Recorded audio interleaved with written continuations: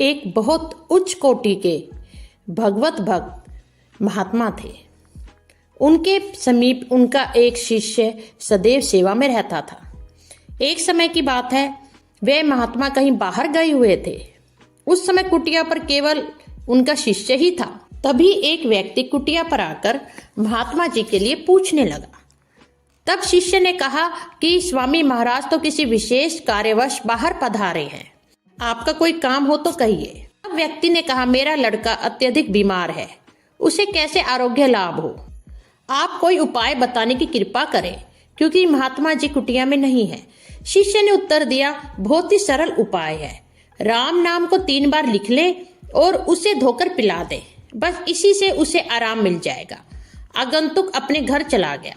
दूसरे दिन वह व्यक्ति बड़ी प्रसन्न मुद्रा से महात्मा जी की कुटिया पर आया। उस समय महात्मा जी अपनी पूजा में मगन थे। तब उस व्यक्ति ने बहुत ही विनम्र शब्दों से हाथ जोड़कर निवेदन किया, स्वामी जी, आपके शिष्य तो सिद्ध पुरुष हैं। कल की बात है, मैं यहाँ आया था, उस समय आप कहीं बाहर पधारे हुए थे। केवल ये शिष्य ही थे जिन्होंने आपकी अनुपस्थिति में मेरे प्रिय पुत्र की रोग निवृत्ति के लिए उपाय बताया था, और मैंने वह उपाय किया जिससे मेरा पुत्र बिल्कुल ठीक हो गया, जैसे कोई उसे रोग था ही नहीं। यह प्रयोग करते के साथ लड़का तुरंत उठ बैठा। यह सुनकर महात्मा अपने शिष्य पे बड़े रुष्ट हुए और उसके हित के लिए क्रोध का नाट्य करते हुए बोले, अरे मूर्ख, इस साधारण सी बीमारी के लिए तूने राम नाम का 3 बार प्रयोग करवाया। तू नाम की महिमा तनिक भी नहीं जानता।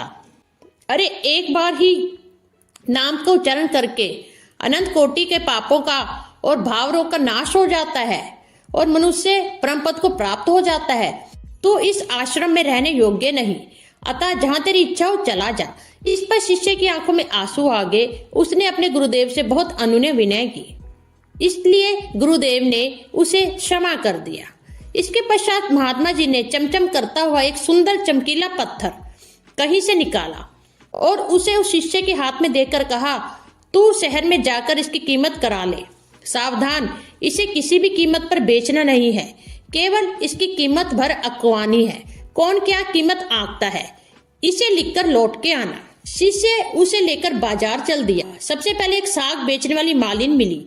उसने पत्थर निकालकर उसे दिखलाया और पूछा, तू इसकी अधिक से अधिक क्या कीमत दे सकती है? साग बेचने वाले ने पत्थर की चमक और सुंदरता देखकर कहा, यह बहुत अच्छा पत्थर है, बच्चों के खेलने के लिए बड़ी सुंदर वस्तु है।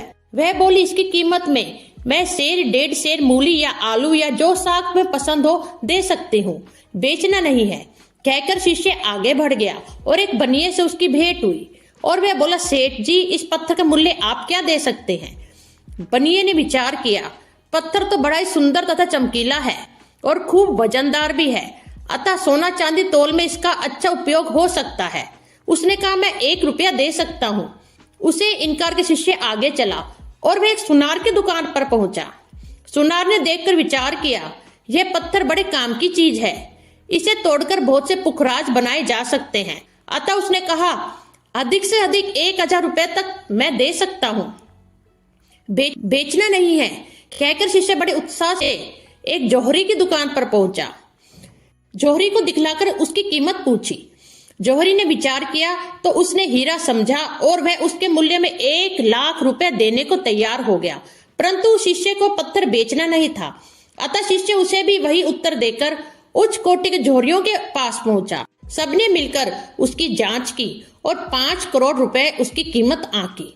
तत्पश्चात वह शिष्य राजा के पास गया। राजा साहब ने शिष्य को बड़े आदर से बिठलाया और मुख्य बड़े सभी जौहरियों को बुलाकर उस रत्न का मूल्य आंकने के लिए कहा। सब ने विचार विमर्श के साथ आश्चर्य प्रकट करते हुए कहा, महाराज, हमने तो ऐसा रत्न कभी देखा ही नहीं, इसलिए इसकी कीमत आंकना हम लोगों की बुद्धि के परे की बात है। हमें ऐसा प्रतीत होता है कि यदि आप अपने संपूर्ण राज्य भी दे दे, वह भी इसके मूल्य में पर्याप्त नहीं। महाराज ने शिष्य से कहा, ऐसा अनुपम रत्न तुम्हें कैसे मिला? शिष्य ने उत्तर देते हुए कहा, अरे इसे मेरे गुरुदेव जी ने मुझे देकर केवल मूल्य अकवाने के लिए भेजा है, पर इसे बेचने की आज्ञा नहीं है। राजा साहब बड़े विनम्र शब्दों में कहते हैं, इसका मूल्य मेरे राज्य से भी अधिक है। यदि तुम्हारे गुरुजी से बेचना चाहे तो इसके बदले अपना सारा राज्य मैं सहर्ष दे सकता हूँ। तुम अपने पूज्य स्वामी जी से पूछ लेना। अतः सबने बड़े आदर सत्कार के साथ उस शिष्य को वहां से विदा किया। शिष्य ने महात्मा जी के पास लौटकर सारी कहानी उन्हें सुना दी और अंत में कहा, गुरुदेव मेरी तुच्छ सम्मति तो यह है कि जब राजा साहब इसके मूल्य में अपना सारा राज्य ही दे रहे हैं तब तो इसे बेच ही डालना चाहिए। महात्मा जी बोले, इसके मूल्य में राज्य भी कोई वस्तु नहीं, अभी तक इसके अनुरूप इसकी कीमत नहीं आंकी गई। शिष्य आश्चर्य प्रकट करते हुए कहता है, राज्य से बढ़कर और कीमत हो ही क्या सकती है गुरुदेव। महात्मा जी ने कहा, तुम मुझे लोहे की कोई बनी वस्तु दे सकते हो। तब शिष्य ने गुरुदेव को तवा, चिमटा आदि लोहे के पर्याप्त बर्तन दे दिए। महात्मा जी ने कहा, हाँ ये बर्तन ले आओ। महात्मा जी ने ज्यों ही उनसे पत्थर का स्पर्श कराया त्यों ही वे सारे लोह पात्र देखते ही देखते शुद्ध सोने के बन गए। यह देखकर शिष्य को बड़ा आश्चर्य हुआ। उसने चकित होकर पूछा, यह तो बड़ी विलक्षण वस्तु है, यह क्या है गुरुदेव। महात्मा जी ने उत्तर दिया, यह वह पारस पत्थर है जिसके स्पर्श मात्र से लोहा सोना बन जाया करता है। भला अब तू बता कि इसकी कीमत कितनी होनी चाहिए। शिष्य बोला, संसार में अधिक से अधिक कीमत सोने की ठहराई जाती है और वह कीमत उससे उत्पन्न होती है, फिर इसका मूल्य कैसे आंका जाए। महात्मा जी ने समझाते हुए कहा, भगवान नाम का मूल्य तो इससे भी बढ़कर है, क्योंकि यह पारस तो जड़ पदार्थ है, अतः किसी भी संसारिक पदार्थ के साथ भगवान के नाम की तुलना करना सर्वथा अनुचित है। इसकी तुलना करने वाला पारस को शेर डेढ़ शेर मूली आलू के शाक में बेचने की मूर्खता करने वालों से कम मूर्ख नहीं।